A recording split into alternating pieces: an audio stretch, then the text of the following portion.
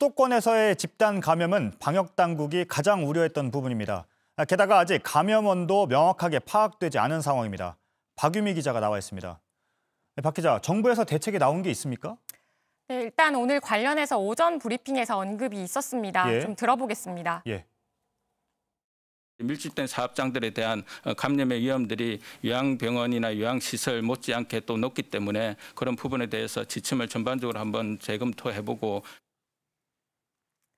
예, 그러니까 걱정은 많이 되는데 사실상 현재로서는 뾰족한 대책은 없다는 얘기입니다. 오늘 권준욱 방역대책본부 부본부장은 잠복기 감염자를 언급했는데 지역사회의 조용한 전파가 진행돼 왔을 가능성이 있다고 했습니다. 네, 조용한 전파. 아직 감염원이 확인이 안 된 거죠, 지금? 네, 그렇습니다. 이 때문에 신천지 교인처럼 대규모 전수조사를 통한 선제적인 격리나 검사를 하기 힘든 이유기도 합니다. 또 증상이 가볍다 보니 이미 퍼지고 나서야 뒤늦게 집단 감염을 알아차리게 되는 것도 방역의 어려운 점이라고 했습니다. 일단 서울과 경기, 인천은 수도권 협의체를 구성하고 콜센터와 같은 많은 인원이 한 공간에서 근무하는 감염 우려가 높은 곳을 긴급 점검하기로 했습니다. 네, 그런데 근무 특성으로 볼 때 사실 재택근무를 권고는 해왔지만 재택근무를 할 수 없는 곳이잖아요. 예, 그렇습니다. 관건은 여러 명이 같이 일하더라도 얼마나 떨어져서 일하느냐인데요.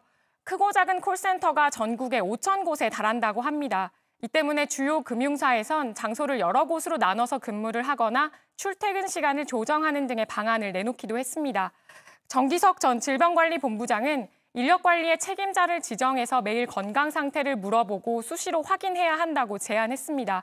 먼저 건강 상태를 말하는 경우는 많지 않기 때문에 책임자를 지정할 필요가 있다는 겁니다. 또 동선을 최대한 확인해서 접촉자의 상태를 확인하고 자가격리와 경고를 계속해야 한다고 했습니다. 네, 지금 전체적으로 보면 신천지 신도들 가운데 환자 수는 조금씩 줄어들고 있잖아요. 이미 조사가 많이 진행이 됐기 때문에. 그런데 집단 감염의 비율은 줄어들지 않고 있죠, 지금? 네, 그렇습니다. 보시면 전체 확진자 가운데 집단 감염 발생률은 일주일 사이에 15%포인트 가까이 늘었습니다. 10명 중 8명은 집단 발병이란 얘긴 건데요. 오늘 나온 콜센터뿐만이 아니라 각각 10명 이상의 확진자가 나온 분당 재생병원과 성동구의 주상복합 아파트의 경우에도 어디서 감염이 시작된 건지 명확하지가 않습니다. 또 괴산군의 한 마을, 줌바댄스 강사들의 경우처럼 감염원이 불분명한 집단 감염이 여러 곳에서 나타나고 있습니다. 다만 방역대책본부는 좀 뒤늦게라도 그 여러 집단과 신천지와의 관련성을 계속 추적하겠다고 했습니다. 네, 그러니까 보면 전체적인 숫자는 주춤하고 있지만 지금은 그 숫자가 아니라 그 안에 내용을 봐야 한다는 거잖아요. 네, 그렇습니다. 오늘 관련해서 방역대책본부의 설명이 좀 있었는데요. 들어보겠습니다. 예. 규모는 작다 해도 연결고리가 분명치 않은 초발 환자로부터 이어지는 집단 감염이 다른 지자체, 특별히 인구가 많은 서울이라든지 경기도 같은 지역에서 발생할 경우 그것이 또 다른 제2, 제3의 신천지와 같은 그런 폭발적인 증폭 집단으로. 예, 그러니까 일단 인구가 많은 수도권 확산이 가장 우려되는 부분이고요. 이미 집단 감염이 현실화된 요양병원과 일반 병원 등 고령의 기저질환이 있는 분들이 많은 곳도 있습니다.